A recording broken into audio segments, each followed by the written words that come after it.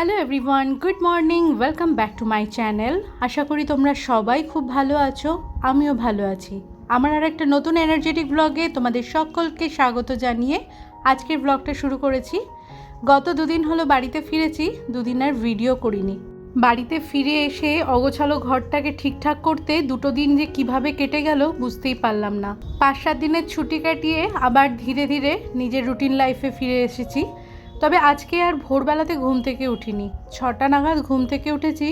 উঠে ওই বাসি কাজকর্মগুলো সেরে নিয়ে জামা কাপড় টাপড় ছেড়ে এই দাঁত ব্রাশ করে ফ্রেশ হয়ে নিচ্ছি।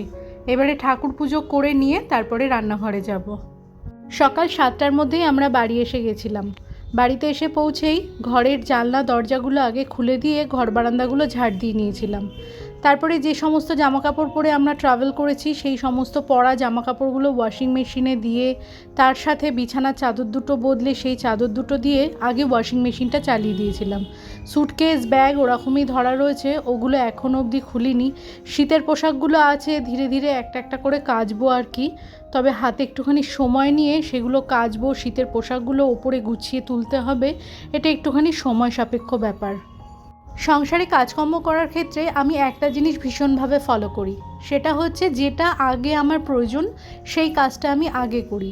সময়ের গুরুত্ব অনুযায়ী সেই কাজটা আগে করলে দেখেছি আমার সব দিকটা সুন্দরভাবে আমি সামলে নিতে পারি। আমাদের প্রত্যেক গৃহিণীরই দিনের বেলাতে এত প্রচণ্ড কাজের চাপ থাকে, সেই সময়তে যদি এক্সট্রা কোনো কাজ এসে পড়ে তখন সেটা সামলাতে গিয়ে আমাদেরকে হিমশিম খেতে লাগে। সেই জন্য সময়ের গুরুত্বটাকে বুঝে কাজের গুরুত্ব অনুযায়ী যদি কাজগুলোকে করা যায় তাহলে কিন্তু অনেকটা সুবিধা হয়। আমার এই যে সুটকেস বন্দি করা জামাকাপড়গুলো দুদিন ধরে রয়েছে, সেটা আমি ভেবেছি যে বিকালবেলা করে আস্তে আস্তে কেচে নেব। কারণ প্রত্যেক দিন তো আমার কাছাকাছি এমনিতে থাকেই, ওটা যেরকম রেগুলার লাইফে কাচতে লাগে সেটা তো হবেই। এক্সট্রা যে সমস্ত জামাকাপড়গুলো আছে সেগুলো যদি অন্য কোনো এক সময়তে আমি না কাচি তাহলে দিনের বেলার ওই কাজটা আমার হ্যাম্পার হবে। আর বিকালবেলাতে যদি আমি কাছাকাছি করি, আমার ছাদটাতে যেহেতু শেড করা আছে, জানলা দেয়া আছে, ওটা একটা ঘরের মতোই। যদি সারা রাত যদি জামাকাপড়গুলো ছাদের দড়িতে মেলা থাকে, বাইরের হাওয়া বাতাস লাগারও কোনো ব্যাপার নেই, আর সারা রাতে জিনিসগুলো বেশ ভালো মতো শুকিয়েও যাবে, সকালবেলাতে আমি ভালো করে ভাঁজ করে নিতে পারবো। আসল কথা হচ্ছে কাজ তো শুধু করলেই হয় না, সব দিকটা বজায় রেখে কাজগুলো আমাদেরকে করতে লাগে। সংসারে যে কোনো কাজে একটু চেষ্টা আর ধৈর্যের গুরুত্ব কিন্তু অপরিসীম। আমরা গৃহিণীরা অনবরত সেই চেষ্টাটা করে চলেছি ঠিকই, কোথাও যদি এটার কোনো অংশে একটু কম হয়ে যায় তখনই কিন্তু আমাদের অনেকটা অসুবিধার সম্মুখীন হতে হয়। বেশ ভালো মতো গরমটা পড়ে গেছে, ঘরে ফুল স্পিডে ফ্যান চলছে। এই কদিন ঠান্ডা গরমের জন্য সকালবেলা স্নানটা বন্ধ রেখেছিলাম। এবার থেকে ভাবছি আবারও সেই সকালবেলা স্নানটা শুরু করব। সকালবেলা স্নানটা আমাকে অনেকটা বেশি এনার্জি এনে দেয়, কাজকর্ম করতে কিন্তু অনেকটা মন ভালো লাগে। সবথেকে ভালো কথা কি, স্নান টান সেরে যখন পরিষ্কার কাচা ধোয়া জামাকাপড় পরে ঠাকুরের ওখানে গিয়ে বসি তখন যেন আলাদা মনে একটা শান্তি পাওয়া যায়, সেটা কিন্তু আমি ভাষায় বলে প্রকাশ করতে পারবো না। আজকে আমরা তিনজনেই ঘুম থেকে দেরি করে উঠেছি। এই মুহূর্তে বাবুর স্নান টান করা কমপ্লিট হয়ে গেছে, ও একটু বাজার গেছে, আর মাম্মামও স্নান টান করে একেবারে ফ্রেশ হয়ে নিচ্ছে। ঠাকুর পুজো করে আসার পরে 1 কেটলি গরম জল করেছিলাম, তিনজনেই 1 গ্লাস করে গরম জল খেয়েছি, আর সাথে 2টো করে কাঁঠালি কলা। আমন্ড বাদামটা গতকাল রাত্রিবেলাতে আর ভেজানো হয়নি। গতকাল রাত্রিবেলাতে রুটি আর আলু ভাজা করেছিলাম, সেটা বেশি করেই রাখা রয়েছে, সেই জন্য সকালবেলাতে জলখাবার বানাবার আর তাড়াটা নেই। মামামও স্নান করছে আর বাবু বাজার থেকে এসে তারপরে জলখাবার খাবে, তো ভাবলাম হাতে তো অনেকটাই সময় রয়েছে, সেই সময়তে আমি ঘরটা ভালো করে পরিষ্কার করে গুছিয়ে নিচ্ছি। সত্যি কথা বলতে রোজ রোজ এই একই রকম ঘরের কাজকর্ম করতে কিন্তু কারোরই ভালো লাগে না, কিন্তু না করেও কিন্তু উপায় নেই। আমরা প্রত্যেকে যে ফিল্ডেই কাজ করি না কেন, প্রত্যেকটা জায়গাতেই আমাদের একটা মানসিক চাপ সৃষ্টি হয়। ছেলে মেয়েদের কথা চিন্তা করলে তাদের পড়াশুনো করতে ভালো লাগে না, আমরা গৃহিণীরা ঘরের একঘেয়ে কাজকর্ম আর ভালো লাগে না। যারা অফিস কাছারিতে চাকরি করে তাদের কাছে জিজ্ঞাসা করলে বলবে যে কাজের এত প্রেশার আর ভালো লাগে না। যারা বাজার দোকানে কাঁচা সবজি নিয়ে বিক্রি করে তাদের কাছে জিজ্ঞাসা করলে শোনা যায় সেই ভোর রাতে উঠে সবজি হাট থেকে কেনা থেকে আরম্ভ করে সারাটা দিন বসে সেই কাঁচা সবজি বিক্রির একটা প্রেশার। ঠিকঠাক করে যদি সেগুলো বিক্রি করতে না পারে, এগুলো তো আর শুকনো জিনিস নয় যে দিনের পর দিন থাকবে, সেগুলো পচে যাওয়া একটা লসের বড় চিন্তা। প্রতিটা কর্মক্ষেত্রেই কিন্তু একটা মানসিক চাপ আছে, হ্যাঁ সেটা কম কিংবা বেশি হতে পারে। কাজের ভার অনুযায়ী কিন্তু মানসিক চাপটা কমে কিংবা বাড়ে। হ্যাঁ, তবে এটা বলতে পারেন যে প্রতিটা মানুষেরই কাজের একটা নির্দিষ্ট টাইম থাকে, যেটা আমাদের গৃহিণীদের নেই। আমাদের সকালে ঘুম থেকে উঠে থেকে আরম্ভ করে রাত্রে ঘুমোতে যাওয়া পর্যন্ত কিছু না কিছু কাজ আমাদের আছেই। আর এদিকে ঘরে ভালো করে বিছানাপত্রগুলো সুন্দর করে গুছিয়ে নিয়ে আলমারিগুলো সমস্তটা ডাস্টিং করে নিলাম, টিভির জায়গাটা পরিষ্কার করে নিলাম। আর ড্রেসিং টেবিলের আয়নাতে যে কাঁচে যে কাপড়টা লাগানো থাকে, আয়নাটা ভালো করে কলিন দিয়ে মুছে পরিষ্কার করে নিয়ে কাপড়টা আজকে ওয়াশিং মেশিনে দিয়ে দিলাম। চেয়ারের তোয়ালে কাপড়টা আজকে সমস্তটা ভালো করে কাচা হয়ে যাবে। আর গতকাল রাত্রিবেলার রুটি আলু ভাজা ছিল, বাবু বাজার থেকে এসে গেছে, শশা কেটে দিয়েছি ওকে রুটির পাশে খাওয়ার জন্য, আর আমি নিজে বসে একটা শুধু শশা খাচ্ছি, পরে রুটি আলু ভাজা আমিও খেয়ে নেব। সকালবেলাতে একটু দেরি হয়ে গেছে তো আজকে ঘুম থেকে উঠতে, সেই জন্য কাজকর্মগুলো একটু এদিক ওদিক হয়ে গেছে। প্রত্যেক দিনে যা কাজ থাকে আজও সেই একই কাজ আছে, সব কিছুই করব, কিন্তু ওই সময়ের গুরুত্বটাকে বুঝে আর কাজের গুরুত্ব অনুযায়ী কাজগুলোকে একটুখানি এগিয়ে পিছিয়ে নেব নিজের সুবিধা মতো।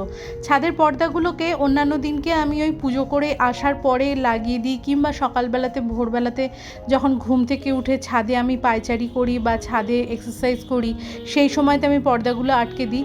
আজকে যেমন ঘুম থেকে দেরি করে উঠেছি বলে সেই পর্দাগুলো এই মুহূর্তে আমি লাগিয়ে দিলাম। যাই হোক, যে ব্যাপারটাতে আজকে কথা বলছিলাম, ওই যে কাজ করতে ভালো লাগে না, এমনটা কিন্তু আমারও হয়। আগে ভাবতাম এমন ব্যাপারটা খালি বোধহয় আমারই হয়, তারপরে জেনেছি যে না, আমার মতো এই জিনিসটা অনেকেরই আছে। সুতরাং প্রথমেই এই জিনিসটা থেকে চিন্তামুক্ত থাকতে হবে, যেটা এমন কোনো বড় ব্যাপার না, এটা একটা কমন ব্যাপার, অনেকের ক্ষেত্রেই এটা হতে পারে। শুধুমাত্র নিজের লাইফস্টাইলে একটু কিছু পরিবর্তন আনলে পরেই এই কাজের প্রতি অনীহাটা জিনিসটা কিন্তু চলে যায়। আমি দেখেছি সকালবেলা ঘুম থেকে ওঠার পরে যদি আমি স্নান টান করে নিয়ে কাজকর্মে হাত দিই, তাহলে কিন্তু কাজে অনেকটা এনার্জি পাই। ঘুম থেকে ওঠার পরে স্নান টান করে তারপরে পুজো করে মাথা টাথা ভালো করে আঁচড়ে নিয়ে একটু সানস্ক্রিন লাগিয়ে নিজেকে একটুখানি পরিপাটি করে নিয়ে যদি সংসারের কাজে হাত দিই, মনটা কিন্তু অনেকটা খুশি থাকে। আর কাজগুলো খুশি মনে করলে পরে কিন্তু খুব সুন্দরভাবে কাজগুলো সময়ের মধ্যে হয়ে যায়। মনের মধ্যে একটা চাপ থাকলে বা মনের মধ্যে একটা বিরক্ত থাকলে, মুডটা যদি আমাদের সকালবেলা থেকেই অফ থাকে, তাহলে কিন্তু কাজ করতে ভালো লাগবে না। সেটা আমার কেন, আপনার কেন, প্রত্যেকের ক্ষেত্রেই একই ব্যাপারটা হবে। সেজন্য সকালবেলা উঠে যাতে আমাদের মুডটা ভালো থাকে, আমাদের মনটা ভালো থাকে, সেরকম কিছু কাজ আমাদেরকে আগে করতে লাগবে। এদিকে বাজার থেকে আমার এসেছে সজনে ডাঁটা, রসুন, বেগুন, মিষ্টি কুমড়ো, লাল আলু, কাঁচা লঙ্কা, পটল, কলমি শাক, শসা, শিম, উচ্ছে, ভেন্ডি, টমেটো, বরবটি আর কাঁচা কলা শুক্তোর পুরোপুরি বাজার করে নিয়ে এসেছে। আর নিয়ে এসেছে তেলাপিয়া মাছ আর কাতলা মাছ, মাছের ডিম। কাতলা মাছ আর মাছের ডিমটা আমি ধুয়ে পরিষ্কার করে ফ্রিজে দিয়ে দিয়েছি, আর তেলাপিয়া মাছটা আজকে বানাবো। ঘরে থাকি, সারাদিন ঘরের কাজকর্ম করি বলেই সকালে ঘুম থেকে উঠেই বাসি জামা কাপড় টাপড় ছেড়ে সংসারের কাজে হাত দিয়ে নিলাম। নিজেকে একটু সময় দিলাম না, নিজের শরীরের সাথে সাথে মনটাকেও তো কিছু দিতে লাগে।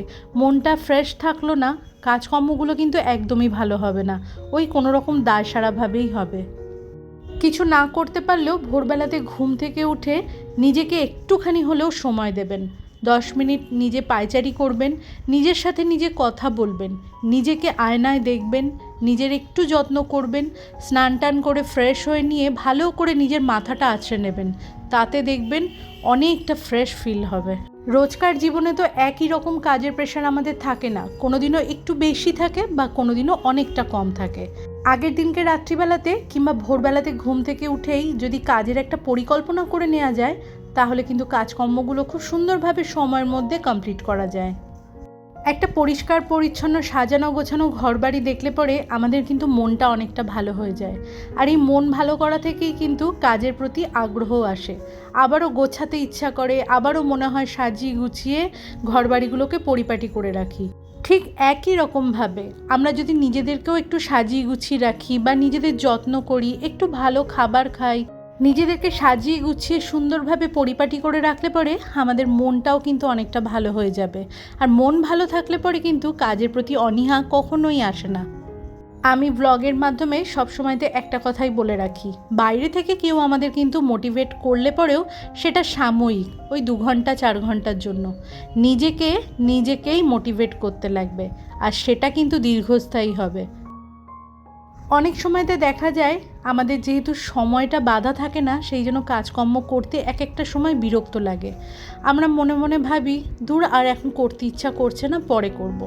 সেই সমস্ত ভেবে কাজগুলো যদি জমিয়ে রেখে দিই, তাহলে কিন্তু কাজের পরে কাজ জমতেই থাকবে, পরে ওটা করতে বিরক্ত লাগবে। আমাদের মেয়েদের কিন্তু অনেক ধৈর্য আর আমাদের চেষ্টা শক্তিটাও প্রবল বলেই কিন্তু ঘরের সমস্ত দিক আমরা সুন্দরভাবে সামলে পরিবারের সকল মানুষদের দেখাশোনা করতে পারি।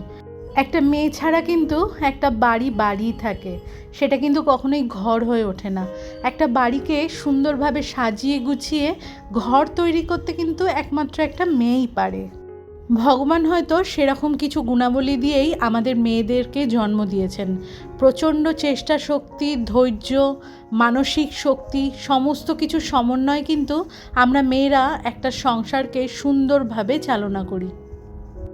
আমরা গৃহিণীরা কিন্তু প্রত্যেক দিন সকাল থেকে রাত পর্যন্ত পরিবারের সকল সদস্যদের দেখাশোনার পাশাপাশি সংসারটাকে সুন্দরভাবে পরিচালনা করে চলেছি।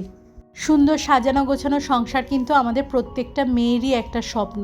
তার জন্য অক্লান্ত পরিশ্রম করতেও কিন্তু আমরা দ্বিধাবোধ করি না। তার জন্য যথেষ্ট পরিমাণে চেষ্টা আর ধৈর্যের পরীক্ষা আমরা কিন্তু প্রতিনিয়ত দিতেই থাকি। আর এইখানে আমার দুপুরে রান্নাবান্না কমপ্লিট হয়ে গেছে। ভাত বানিয়েছি, ভাতের মধ্যেই উচ্ছে সিদ্ধ দিয়ে দিয়েছিলাম। আজকে উচ্ছের সাথে আর আলু মাখবো না, শুধু উচ্ছে একটুখানি লবণ তেল দিয়ে মেখে খেতে কিন্তু দুর্ধর্ষ লাগে। আমি আর বাবু ভীষণ ভালো খাই, তবে মাম্মাম এটা খাবে না।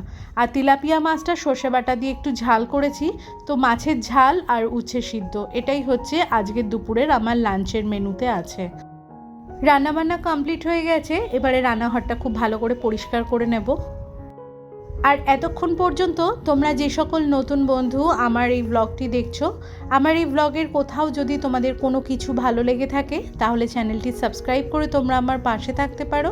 আর তোমরা যারা অলরেডি এই কাজটি করে ফেলেছো, তোমাদের সকলকে জানাই অসংখ্য ধন্যবাদ। পরিষ্কার পরিচ্ছন্ন থাকাটা কিন্তু বহুদিনের অভ্যাসের ব্যাপার। এটা একদিনে কিন্তু হঠাৎ করে হয় না, এটা মানুষের দীর্ঘদিন কাজ করতে করতে একটা অভ্যাস হয়ে যায়। আর নিজেকে যদি অপরিষ্কারভাবে না রাখতে চাই, তাহলে তো একটু আধটু কাজ সংসারে করতেই লাগবে। এই যে রান্নাবান্না শেষে রান্নাঘরের টাইলসটা, কাউন্টার টপ, গ্যাসের ওভেন যখন সুন্দর করে পরিষ্কার পরিচ্ছন্ন করে তারপরে দুপুরবেলাতে স্নান খাওয়া টাওয়া করে ঘরে যাব, বিকালবেলাতে রান্নাঘরে 1 কাপ এসে চা বানাই বা রাত্রিবেলায় রুটি সবজি যাই বানাই না কেন, সেই সময়তে কিন্তু পরিষ্কার পরিচ্ছন্ন রান্নাঘর দেখলে পরে কাজ করতেও কিন্তু অনেকটা এনার্জি পাওয়া যায়। আর পরিষ্কার জায়গাটাকে পরিষ্কার আছে বলে যদি আমরা ফেলে রেখে দিই, তাহলে কিন্তু ওটা অপরিষ্কার হতে 2 দিনের বেশি সময় লাগবে না। সে কারণে পরিষ্কার থাকতে থাকতেই যদি প্রত্যেক দিন হালকা হাতে একবার করে আমরা মুছে ধুয়ে পরিষ্কার রাখার চেষ্টা করি, তাহলে কিন্তু সব সময়ের জন্য ঘরবাড়ি পরিষ্কার থাকে। এটা শুধু রান্নাঘরের ব্যাপারে বলছি না, ঘরের প্রত্যেকটা কোণা কোণা বা প্রত্যেকটা জায়গার কথাই আমি বলছি। বাজার থেকে যে সমস্ত সবজি এনেছিল সবটাই তো ধুয়ে শুকানো হয়ে গেছে, আলুটাও ধুয়ে বা ছাদে দিয়ে দিয়েছি। এখানে সজনে ডাঁটা, বরবটি, কাঁচা লঙ্কার প্যাকেট আর কলমি শাকটা রয়েছে। এগুলো আর যে ধুয়ে শুকাতে দেবো সেরকম আর জায়গা নেই, তাই ভেবেছি ওই সবজিগুলোকে ভালো করে শুকিয়ে গেলে সেটাকে যখন তুলবো, সেই বাস্কেটে করে এইগুলো তখন ধুয়ে নেব। আর এই তো আপনাদের সাথে কথা বলতে বলতে রান্নাঘরটা আমার একদম সুন্দরভাবে পরিষ্কার করা হয়ে গেছে। এবারে ফ্লোরটা একবার একটুখানি মপ দিয়ে মুছে নেব, তাহলে এবেলার মতো আমার কাজকর্ম শেষ। আর আজকে বাজার থেকে যখন সবজি নিয়ে এসেছে, আমি এক্সট্রা কিছু স্কচ ব্রাইট স্টিল উল আনিয়ে রেখেছি। প্রত্যেক মাসে মাসে আমি এগুলো আনাই না, একসাথে 5-6টা করে আমি আনিয়ে রাখি। যাতে ওই একটা যদি কোনো রকমে খারাপ হয়ে গেল বা হারিয়ে গেল বা অন্য কোনো কাজে ব্যবহার হয়ে গেল, তখন ঘরে আর একটাও স্টোর করা নেই, সাথে সাথে দোকান থেকে আনতে হবে, এমন ব্যাপারটা যেন না হয়। তো এরকমভাবে এনে আমি এরকম একটা প্লাস্টিকের কন্টেনারের মধ্যে এই স্কচ ব্রাইটগুলোর একদম প্লাস্টিক কেটে সুন্দর করে সাজিয়ে গুছিয়ে রেখে দিই। আর এই যে প্লাস্টিকের কন্টেনারটা দেখতে পাচ্ছেন, এগুলো কিন্তু ওই বেকারির বিস্কিট আনা হয়েছিল, সেই বিস্কিট শেষ হয়ে গেছে, তারই খালি কন্টেনারটা এয়ার টাইট। তাই জন্য আমি এই স্কচ ব্রাইটের প্লাস্টিকগুলোকে কেটে বাদ দিয়ে তারপরে শুধু স্কচ ব্রাইটগুলোকে এর মধ্যে রেখেছি। এটাকে এবার গুছিয়ে তুলে দিয়ে রান্নাঘরটা মুছে আমি চলে যাব এবার স্নান করতে। তো বন্ধুরা, আজকের ব্লগটা এইটুকুনিই রাখলাম। তোমরা ভালো থেকো, সুস্থ থেকো, দেখা হচ্ছে নেক্সট ব্লগে। ততক্ষণের জন্য টাটা।